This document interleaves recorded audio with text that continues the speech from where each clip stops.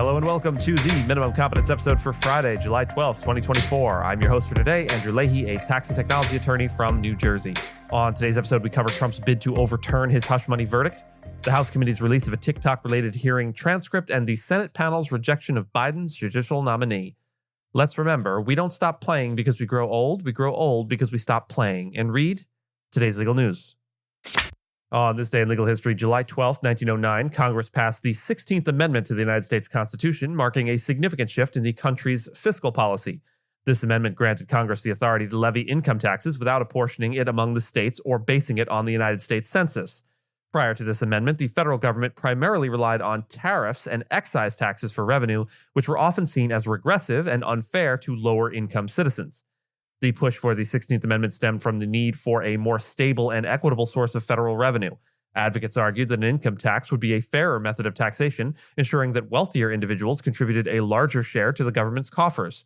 After its passage by Congress, the amendment was sent to the states for ratification. By February 3rd of 1913, the necessary three-fourths of the states had ratified the amendment, officially making it part of the Constitution. The ratification of the 16th Amendment allowed for the creation of a progressive income tax system, which has since been a cornerstone of the federal government's revenue structure. This change enabled the federal government to fund essential services and public goods, shaping the modern American fiscal landscape. Yesterday, Thursday, July 11th, 2024, Donald Trump's lawyers argued that the conviction in his hush money trial should be overturned, citing improper use of evidence related to his presidential duties. The defense referred to a recent Supreme Court ruling on presidential immunity, asserting that Trump's official acts, including conversations with Hope Hicks and certain tweets, were wrongly presented to the jury. They claimed this constituted a constitutional error that invalidated the May 30th guilty verdict. Judge Juan Merchan delayed Trump's sentencing by 2 months to consider these arguments, while Manhattan prosecutors have until July 24th to respond. They previously dismissed Trump's claims as baseless, but agreed to postpone sentencing. Legal experts suggest that overturning the conviction is unlikely, as much of the evidence pertains to Trump's actions before his presidency. The Supreme Court ruling cited by Trump's lawyers originated from another case involving his attempts to overturn the 2020 election results. This decision could also delay his trial on charges of mishandling classified documents.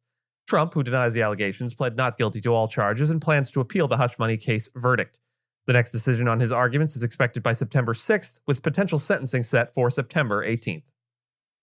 Also yesterday, July 11th, a U.S. House committee voted to release a transcript from a March hearing on TikTok's potential threats to aid the Justice Department in defending a new law.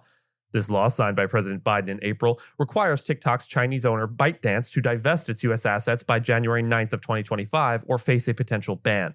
TikTok, ByteDance, and a group of TikTok creators have filed lawsuits against the law.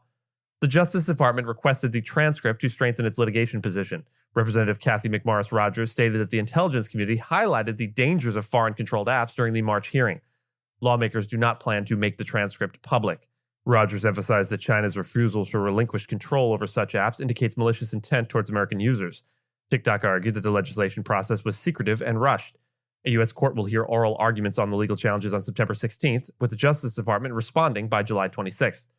A previous attempt to ban TikTok by President Trump in 2020 was blocked by the courts. The March hearing revealed that TikTok's massive data collection and Chinese ownership pose significant national security risks, potentially allowing the Chinese government to access and control U.S. user data. And also yesterday, the U.S. Senate Judiciary Committee narrowly rejected President Joe Biden's judicial nominee, U.S. Magistrate Judge Sarah Netburn, for a district court judge position. The vote was 10-11, with Senator Jon Ossoff breaking ranks with his fellow Democrats to join Republicans in opposition. This marks the first rejection of a Biden judicial nominee by the panel during his presidency. The controversy centered on Netburn's 2022 decision recommending the transfer of a transgender inmate convicted of child sex abuse to a women's prison, which Republicans argued compromised prison safety. Despite Netburn's rejection, the committee approved 8 other nominees, including Embry Kidd for the 11th U.S. Circuit Court of Appeals. Netburn and the White House did not comment on the decision, while Ossoff's spokesperson stated that the senator applied rigorous and independent judgment. The debate highlighted concerns over Netburn's application of the Eighth Amendment in her ruling, which was later upheld by a district judge. Senator Dick Durbin defended Netburn, asserting that her decision adhered to the law and facts of the case. And with that, I thank you so much for listening to Minimum Competence, your daily news podcast for lawyers. If you're looking for more than Minimum Competence, links to further reading on all the topics touched on today are in the show notes. And reviews go a long way towards helping new listeners to find our show. If you have a moment and leave a rating or review on whatever your podcast player is, we'd appreciate it. If you know someone that might be interested in a story we cover, consider sending them the episode. But remember, nothing here should be construed as legal advice because it is certainly not that. Minimum Competence is available at minimumcomp.com and wherever you get your finely crafted podcasts. If you haven't checked out the website in a while, give it a look. There are complete transcripts and resources for each episode and its corresponding segments, as well as an opportunity to receive new episodes in email, newsletter, form. We'll see you back here on Monday, and until then, note, we are continuing our stated aim to start closing out the week of shows with a musical piece to feature. That will make these Friday episodes seem especially long. We hope you'll stick it out and enjoy the featured piece, but if music, specifically classical music, isn't your bag, we get it. Our mouth sounds unrelated to the week's closing music ends here.